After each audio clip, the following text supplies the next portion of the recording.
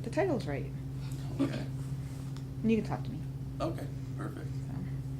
If you want to hand off back and forth to talk about what's in there, if you want, just look at it. Yeah, definitely. I can go over So the then I'll have to be program. watching him while he talks so that I know what's. We ready? Yeah, to state your name and spell it. Brian Lockwood, BryanLockwood.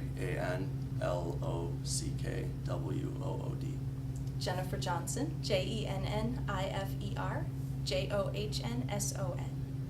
All right. Okay, so when you're ready. Okay. Well, I'm a member of Sigma Phi Epsilon fraternity, a student organization on campus.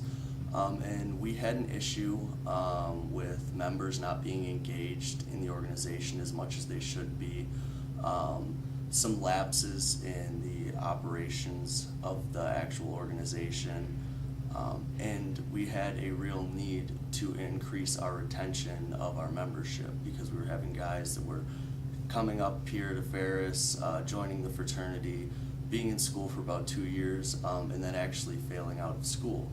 So we needed help fixing that problem, and then we came to Dr. Johnson.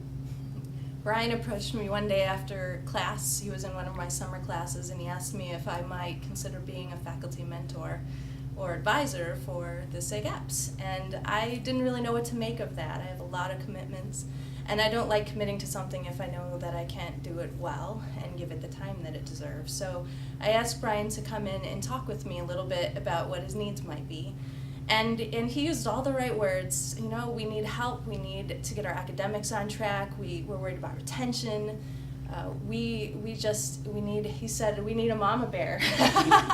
and you know, I always say I'm a mama bear for the learning environment on the first day. So apparently we connected. And after I had established I wasn't just going to be a warm body to sign papers, I thought, you know, there's a space here for me. I think that there's something I can do to help these guys, and I'd like to see them stay at Ferris, and I'd like to see them do well and succeed once they leave.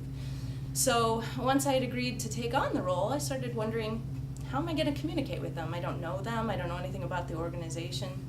But I did know that I could set up shells in Blackboard. And I thought, hey, I've done that for my advisees, and it worked really well. So I'm going to set up a shelf for them in Blackboard, and at least I'll be able to email them all at the same time. They can maybe look at some academic resources that I put in there.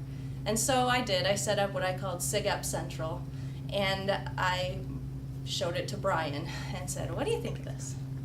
And from there, it kind of evolved into something much bigger than just a communication source for the members and Dr. Johnson. It turned into actually digitalizing our membership development program and building our phases of our challenge on the Blackboard Connect system, allowing our members to submit objectives online, pull up a calendar of all the meetings, academic resources.